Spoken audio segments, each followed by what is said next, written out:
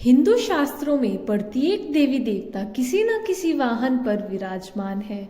जैसे कि विष्णु जी का वाहन गरुड़, माँ लक्ष्मी का वाहन उल्लू, शिव जी का वाहन नंदी और गणेश जी का वाहन मूषक है। अनेकों देवी देवता है किसी न किसी वाहन पर विराजते हैं। जैसे माँ दुर्गा का वाहन शेर है।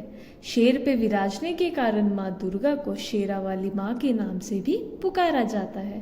पर शेर ही माँ दुर्गा का वाहन क्यों बना?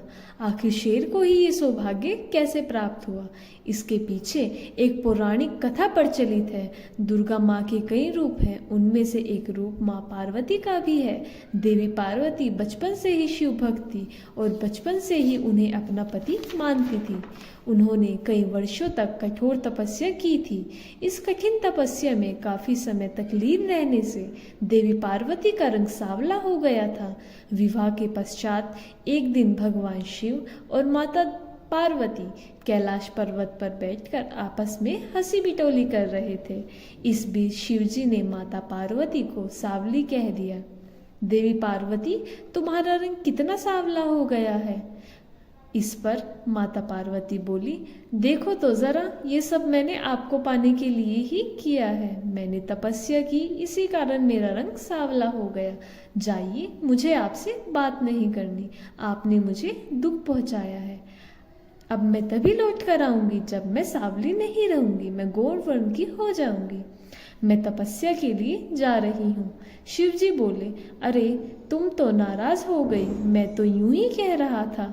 शिव जी से नाराज होकर माँ पार्वती घने जंगलों में जाकर तपस्या में लीन हो गई। जब माता पार्वती तपस्या में लीन थी, उस समय एक भूखे शेर उधर से गुजर रहा था।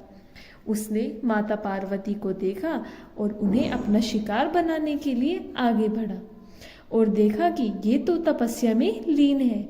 मेरे गर्जने का इन पर कोई प्रभाव नहीं हुआ। मुझे इनकी तपस्या भंग होने का इंतजार करना होगा। आखिर मैं भी तो देखूं कि एक शेर की गर्जने का असर इन पर क्यों नहीं हुआ। माता पार्वती को तपस्या में लीन देखकर शेर वहीं पर बैठा रहा और वहां माँ पार्वती की तपस्या समाप्त होने का इंतजार करने लगता है। लेकिन माता पार्वती की तपस्या कई वर्षों तक चलती रही। तब तक वो शेर आस लगाए वहीं बैठा रहा और माँ पार्वती के चमत्कार से शेर भी उतने वर्ष भूखा प्यासा रहा, मानो वह भी माँ पार्वती के साथ तपस्या कर रहा हो। ना ही शेर ने माता पार्वती को कुछ कहा और ना ही वहां से उठा। कई वर्ष बीत गए। देवी पार्वती की तपस्या से प्रसन्न होकर वहां शिव जी प्रकट हुए और बोले, देवी पार्वती, आंखें खोलो, मैं तुम्हें गोरे होने का वरदान देता हूँ। तुम गंगा स्नान करो, इससे तुम गौर वर्ण की हो जाओगी। अपने उज्जवल गौर वर्ण के कारण अब से संसार आपको गौरी के नाम से जानेगा और आपके सांवले रंग को संसार कौशिकी देवी के नाम से जानेगा। माता पार्वती बोली, प्रभु आप धन्य हो। तभी देवी पार्वती की नजर वहां बैठे एक शेर पे जाती है। अरे ये शेर यहाँ कैसे? शिव जी कहते हैं, देवी पार्वती, इसे देख के लगता है कि मानो ये वर्षों से आपके साथ ही तपस्या में बैठा है। शेर बोला, माता पार्वती, भगवान शिव, आपको मेरा प्रणाम स्वीकार करिए।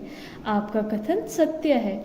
मैं इसी विचार से देवी पार्वती पे आक्रमण करने ही वाला था, पर देवी पार्वती के अलौकिक चमत्कार से मैं रुक गया। मेरे हाथों से अपराध होने से माँ ने मुझे रोक दिया। मुझे क्षमा कीजिए माता।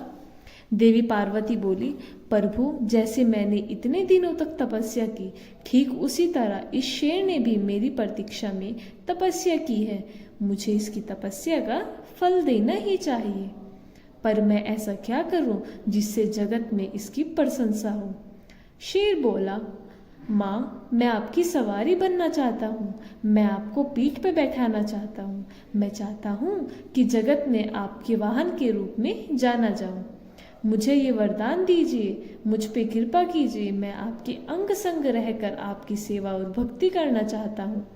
तभी शिव जी बोले, देवी पार्वती, अब तो इस शेर को वाहन बनाकर आपको इसकी इच्छा पूरी करनी ही होगी और अब आपको शेरावाली के नाम से भी पुकारा जाएगा।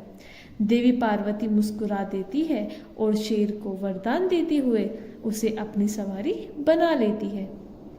शेर पर सवारी करने के लिए माँ दुर्गा के रूप में माँ पार्वती शेर पर सवार होती है। तभी स्वर्ग में उपस्थित सभी देवी देवता उन पे फूलों की वर्षा करने लगते हैं।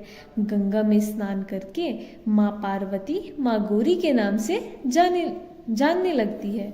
उनका श्याम वर्ण कौशिकी देवी के नाम से प्रसिद्ध हुआ और शेर की सवारी करने वाली माँ दुर्गा के रूप में पूरा संसार माँ शेरावाली के नाम से पुकारने लगा और तभी से शेर माँ दुर्गा का वाहन बन गया। दोस्तों, ये थी आज की कहानी। वीडियो अच्छा लगे तो लाइक करें और चैनल को सब्सक्राइब करें। जय माता दी।